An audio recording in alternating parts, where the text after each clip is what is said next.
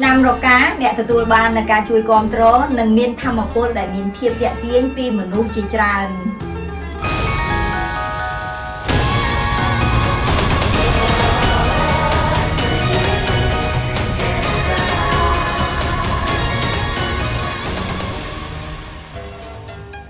ឆ្នាំរកាអ្នកមានធម៌ពលមួយដែលមានភាពទាក់ទាញមានឈ្មោះថា Red Matchmaker ជាធម៌ពលមួយដែលពាក់ព័ន្ធទៅនឹងក្តីស្រឡាញ់ភាពទាក់ទាញ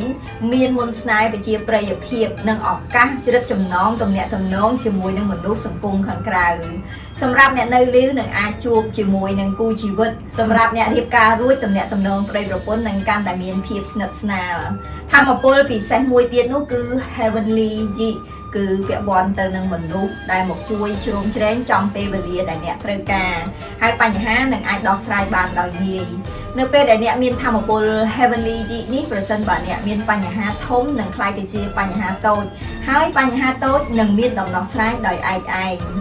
ប្រសិនបើអ្នកកំពុងតែស្វែងរកអ្នកផ្ដល់ប្រឹក្សាយោបល់ស្វែងរកដៃគូសហការនៅក្នុងអាជីវកម្មឬក៏ពឹងពាក់មនុស្សឲ្យជួយដោះស្រាយនៅបញ្ហានៅក្នុងផ្លូវច្បាប់ឬឧបសគ្គអាជីវកម្មផ្សេងៗអ្នកនឹងងាយទទួលបាននូវការគាំទ្រនិងការជួយជ្រោមជ្រែងដូច្នេះអ្នកគួរតែរក្សានូវភាពថ្លៃថ្នូរនិងទំនុកចិត្តឲ្យបានខ្ពស់ធម៌ពលពិសេសមួយទៀតនោះគឺ Moon Star គឺពាក់ព័ន្ធទៅនឹងការជួយជ្រោមជ្រែងដូចគ្នាតែ Moon Star គឺជាធម៌ពល Yin អ្នកនឹងទទួលបានការជួយគាំទ្រពីក្រោយខ្នងជាទូទៅជំនួយអ្នកនឹងទទួលបានពីមនុស្សស្រីឬជាការជួយដោយស្ងាត់មិនចេញមុខដូចជាធម៌ពល Heavenly Yeet នោះទេនៅពេលដែលអ្នកមានធម៌ពលនេះក៏មានន័យថាអ្នកត្រូវការផ្ដោតទៅលើអតិថិជនគោលដៅជាស្ត្រីផងដែររីឯធម៌ពលពិសេសមួយទៀតនោះគឺ Tai Chi Nobleman គឺជាធម៌ពលពិសេសមួយក្នុងចំណោមធម៌ពលផ្សេងទៀតប្រចាំឆ្នាំ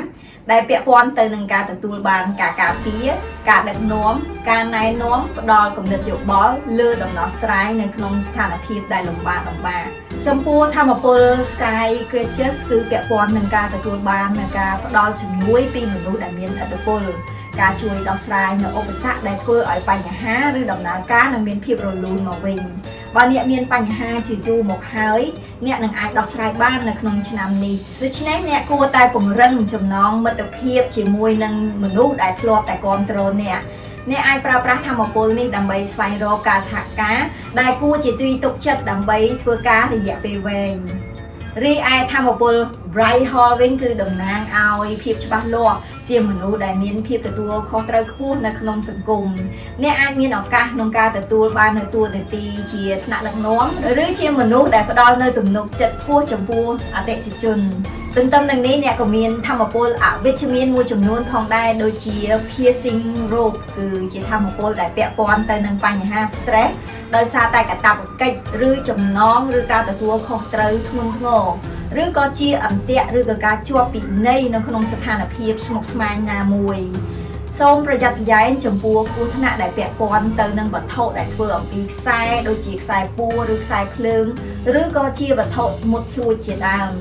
តែភាពវិជ្ជមាននៃធម៌ពលមួយនេះអ្នកអាចមានឱកាសក្នុងការចុះហត្ថលេខាកិច្ចសន្យាទៅលើអាជីវកម្មរយៈពេលវែងចំពោះធម៌ពល Hook Spirit គឺពាក់ព័ន្ធទៅនឹងបញ្ហាដែលអាចបង្កឲ្យជម្លោះឬក៏អាចជាអន្ទាក់ឬការលាក់បាំងដែលអ្នកមិនទាន់មើលឃើញដូចជាបញ្ហាផ្លូវច្បាប់ឬក៏បញ្ហាជ្រៀតជ្រែកលូកដៃរំខានពីមនុស្សណាម្នាក់ធម៌ពលអវិជ្ជមានចុងក្រោយនោះគឺ Six Calamity គឺអាចមានបញ្ហាពាក់ព័ន្ធទៅនឹងការយល់ច្រឡំទំនាក់ទំនងមានបញ្ហាមានឧបសគ្គអាចមានការក្បត់ទំនុកចិត្តដែលធ្វើឲ្យប៉ះពាល់ទៅដល់អារម្មណ៍ឬមានការប្រកួតប្រជែងដោយសម្ងាត់ដែលអ្នកមិនបានដឹងខ្លួនជាមុនអ្វីត្បិតតែអ្នកមានបញ្ហាដែលត្រូវប្រឈមនឹងភាពស្មុគស្មាញមួយចំនួនពាក់ព័ន្ធនឹងធម៌ពលអវិជ្ជមានទាំងអស់នេះក៏ពិតមែនក៏ប៉ុន្តែអ្នកក៏មានធម៌ពលដែលជួយគាំទ្រនិងជួយជ្រោមជ្រែងអ្នកមួយចំនួនផងដែរកុំភ្លេចស្វែងរកសៀវភៅហុងស៊ុយឆ្នាំ2026ក្នុងនោះមានប្រធានបទសំខាន់ៗដែលអាចជួយគាំទ្រអ្នកឲ្យសម្រេចបាននូវគោលដៅនិងភារកិច្ចឆ្នាំថ្មី